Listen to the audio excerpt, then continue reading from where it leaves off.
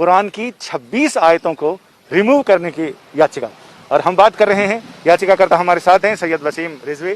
वसीम साहब, ये कौन सी 26 आयतें हैं जिसको आपने रिमूव करने की अर्जी लगाई है सुप्रीम कोर्ट में? गुहार। देखिए, प्रॉफिट मोहम्मद के बाद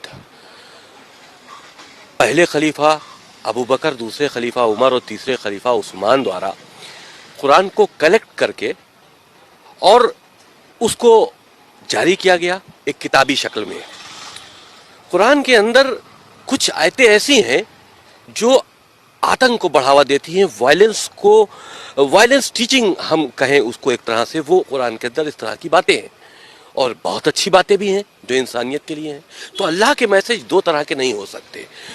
तो ये तीन जो खलीफा थे, इन्होंने ताकत का इस्तेमाल करते हुए कुरान के अंदर अमेंडमेंट करके इस तरह की आयतों को डालकर कुरान शरीफ को दुनिया के लिए जारी किया और उसी का सहारा लेकर पूरी दुनिया में आगे बढ़े हैं ताकत के दम पर इस्लाम को फैलाने के लिए। हमारे मजहब की जो बात है वो है, अगर कोई कहता है कि आपके कुरान में इतनी आयतें ऐसी है जो हमें हजम नहीं होती तो आपको नहीं होती, हमारा तो मजहब ही आपको हजम नहीं होता। अल्लाह कुरान में कहता है, हुवल्लज़ी अरसल रसूलहू बिल हुदा व दीनिल हक लियुज़हिरहू अला दीनि कुल्लिही। आगे का टुकड़ा कुरान क्या शानदार बात करता, कुरान की तो सारी बात है। वलाउ करिहल मुशरिकून, अल्लाह फरमाते हैं वो अल्लाह है जिसने दीन हक लेकर अपने महबूब को भेजा और ये दीन तमाम अदियान बातिल पर गालिब आकर रहेगा। अगर मुशरिकीन को बुरा लगता है तो बुरा लगता रहे, अल्लाह अपने दीन को गालिब करेगा, अल्लाह का दीन गालिब होकर रहेगा। अगर हमारे कुरान से किसी को कोई बात समझ में नहीं आती तो वो हमारे पास आकर समझे ना। वो ये मुतालबा कैसे कर सकता है कि आपको ये, हम इसे कुरान में रहने नहीं देंगे, आपको क्या हक है? और पहली बात आपको नहीं बल्कि ये हक तो किसी मुसलमान को भी नहीं है, ये हक तो किसी मुसलमान को भी नहीं है कि वो कुरान मुकद्दस से कुछ निकाले।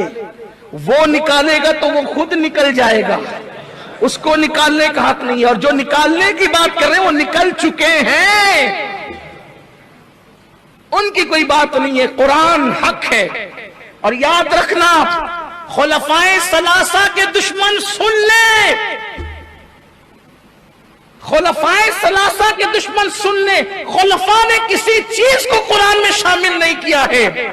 ये खुलफा का एहसान है कि जो कुरान था बेऐन ही उन्होंने उम्मत को अता किया है, ये उनका एहसान है। इसलिए मुसलमानों को दाएं बाएं देखने की कोई जरूरत नहीं है। हमारा कुरान जो सहाबा के दौर में था, जो अहले बैत के दौर में था, वही आज है। और सिर्फ आज ही नहीं है, इंशाअल्लाह क़यामत तक यही कुरान रहेगा। कुरान कहता है, इन्ना नहनु नज़्ज़लना ज़िक्र व इन्ना लहू लहाफ़िज़ून, कि हमने इस कुरान को नाजिल किया, हम इसकी हिफाजत करेंगे। दौर है, लोगों की जबानें लोग बोलते रहे। इस तरह के लोग जो अकबर के दौर में थे, बाद में भी रहे और अब भी हैं और रहेंगे, जिनकी अपनी तबीयत में न मजहब है न मसलक है, जिनका हाल रास्तों के चनों की तरह है कि वो किसी के भी हाथों बिक सकते हैं, हमें उसके लिए परेशान रहने की कोई जरूरत नहीं है।